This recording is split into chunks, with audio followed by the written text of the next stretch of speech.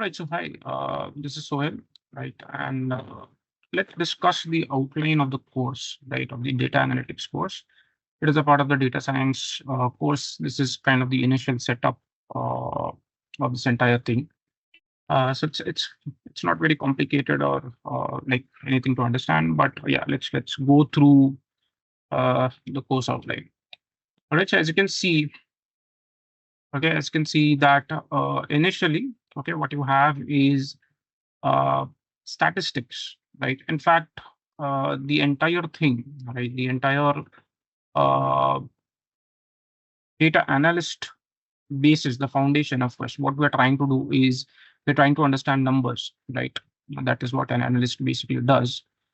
So that is what you have, right? You have introduction to statistics. Statistics basically, as you of course probably know from your school and college, uh, it is it is that branch of mathematics where you uh, group and collect numbers and you finally represent them. So all of these things that you see, right, those would be uh, understood in class, right? And of course you have then the data represented as some graphs, and we'll also understand that accordingly in that section.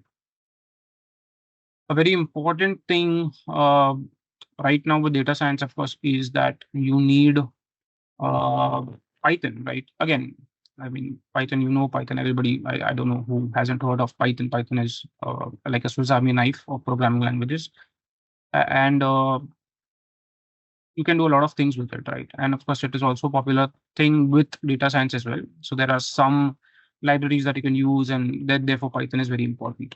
Uh, so Python, of course, but to use those libraries first, you need to first understand what Python is. So here will be, of course, understanding some basic Python concepts and some data structures related to it. Then specifically, of course, focusing on Python for data science, right? I mean, so there are particularly two important libraries, okay, NumPy and Pandas, and that is what we'll be looking into uh, for this course, right? That is, I mean, that is how this entire thing with data science works. So there are two important libraries, NumPy and Pandas, and that is what we'll be looking into. So we'll understand data cleaning and pre-processing, and how do you convert them to graphs and visualizations and all these things. Yet again, of course, there is Power BI, right? Power BI, of course, is a tool from Microsoft, right? So for data science, of course, you don't use Excel and like stuff. Like that's old school, right? Excel cannot hold that kind of a data and does not have those tools to help you work with data science. Right? Some basic things that you have in Excel, but you cannot do anything more with Excel. I mean, Excel is like a basic tool. So yeah, I mean, like then what do you do? So there is a Microsoft tool which is Power BI, which has a great standing in the market. It is not very expensive, and of course, of all those reasons, you have Power BI. So mostly, I mean, of course, there are also uh, some like scripting type stuff here as well, but mostly it is like a GUI thing. Okay, so like you drag and drop stuff and you like do those things. So yeah, that is basically like Power BI. Essentially you create dashboards, right? So you create dashboards, create graphs, and you can create excellent, super excellent like stuff in Power BI. So yeah, that's basically that. And so then of course, whatever you do with data, of course there is the SQL, right, or the SQL language, structured query language, which kind of deals with relational databases, right? So you have like tables, data stored in tables, and you have to work with it, right? Whether you're a data engineer, whether you're a data analyst, whether you're a data scientist, whatever you are, you have to work with SQL, right? It's like a compulsory thing. So here we'll be understanding various like SQL stuff, and how do you work with it, and how do you pull out data and like in the format that you want and like stuff. And so that is SQL, right? Uh, yeah. So then there is Tableau. Tableau is like another tool from like to like similar tool on the lines of like Power BI, which is the same as Power BI. You can do similar stuff with Power BI, although it is not as good, but yeah, I mean, like it's kind of there. It also has like a standing in the market, although the market uh, like capture is lesser than Power BI, but yeah, then you have Tableau. Right, similar stuff. What you do Power BI, you do the same thing in Tableau. So yeah, that's the course outline. If you enjoyed the content of the video, don't forget to like and share the video and subscribe to our channel. So let's dive in. For this purpose of this video, we're gonna check out the SQL or SQL as it is called. Both are fine. You can call them in any which ways. Earlier, in fact, it was called as SQL, okay, because it was SEQL and not SQL. But now it is SQL anyway, and you can call it SQL or SQL. That is fine. So yeah, let me share my screen and let's have a look at what SQL kind of is in case you do not kind of know what SQL is. So let me open up something called as Workbench. By the way, of course, we're going to look into MySQL. Okay, the company wants it to be called as MySQL and not MySQL. Okay, so I'm just going to open up like Workbench. The Workbench is essentially a visual tool. Okay, it is a visual tool to help you see what is going on. Otherwise, in CLI, it kind of becomes very complicated. In certain cases, by the way, SQL, I mean SQL, whatever you want to call it, can be utterly simple or it can be utterly complicated. Okay, there can be certain cases where this is like an utterly complicated scenario, and you might want to like pull out data and such stuff. And nonetheless, this is like a very simple example that we're dealing with right now, and we are going to open up the connection to our database. And this is what you see, right? Essentially, you might see a screen like so, okay, like so many things. Let me just clean up the space a bit, okay? So we have a nice working environment, okay? Now, on the left-hand side, you see these are all my databases, right? These are all my databases, and uh, that basically means like a database is a combination of a lot of tables, okay? These are all relational tables, RDBMS, and these tables are something that we'll be working on. Okay, so for example, let me just pick out like one table. Okay, like maybe I don't know, SQL store maybe. Okay, and if I view the tables here, and yes, okay, or maybe SQL store. Let's say. Okay, I just want a good table that we can draw conclusions from, and yeah. Okay, so maybe SQL store is just fine. Okay, so we'll just stick to this particular table right now.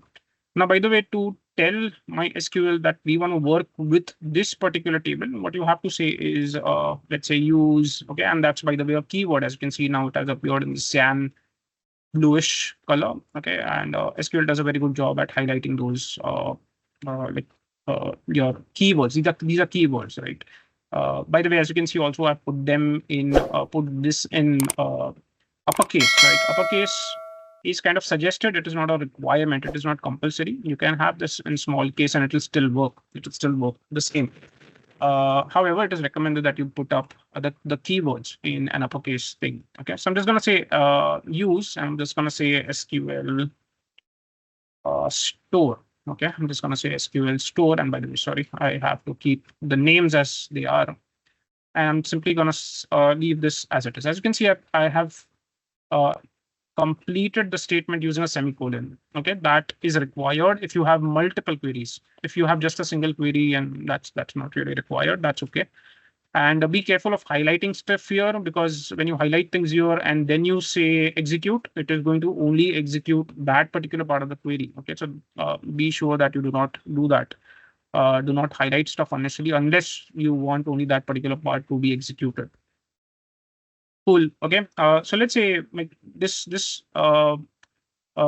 table, okay, like a bunch of tables here in this particular database, and you can see there is something called as order items. Okay, so let's see what is there in the order items, and of course, as you can imagine, it is possibly like all orders, right, of that particular store, whatever the store is.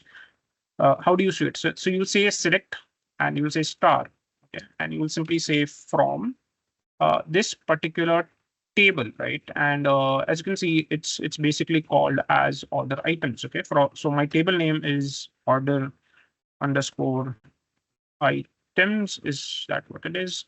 It's what is it? Okay, so once I have this, okay, my bad, sorry, semicolon. And once I have this, okay, I can go ahead and execute this entire thing. Let's, like I said, please ensure that you do not have something selected here.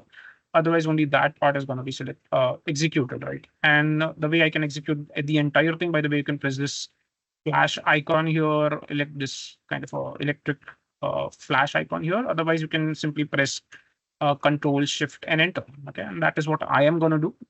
Of course, you cannot see it, me pressing the button, but that is what I'm doing in all these cases.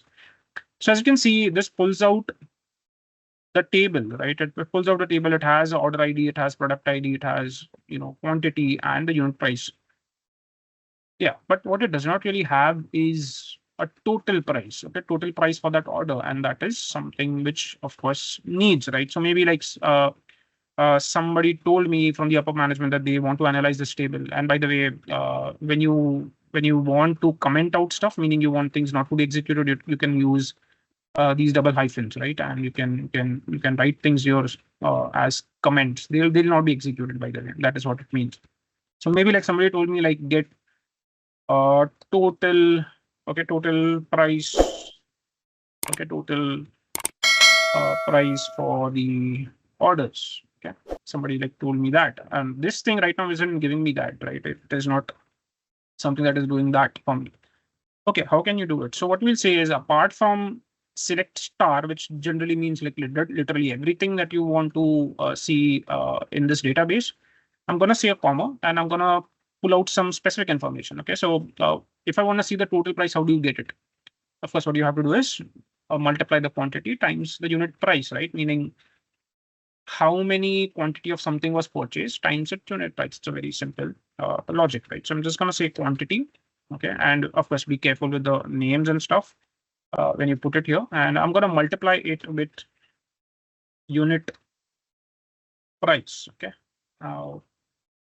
Yeah, so I've basically done that. And you can see that once I execute the query, of course, I can see this quantity times unit price thing. But it does not really like paint a very good picture here. Okay, I probably don't want to see this as mentioned being quantity times unit price, and not a nice thing, I feel.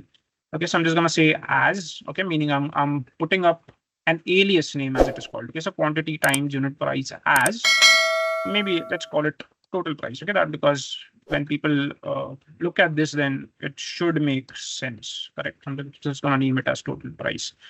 Gonna say execute again, and you can see that a new column, okay, is kind of temporarily formed, which currently says that that this is the total price. Again, probably it is not a very good thing because it is not really ordered in a specific way, right? It doesn't really, because this is quite messy, right? In very simple language.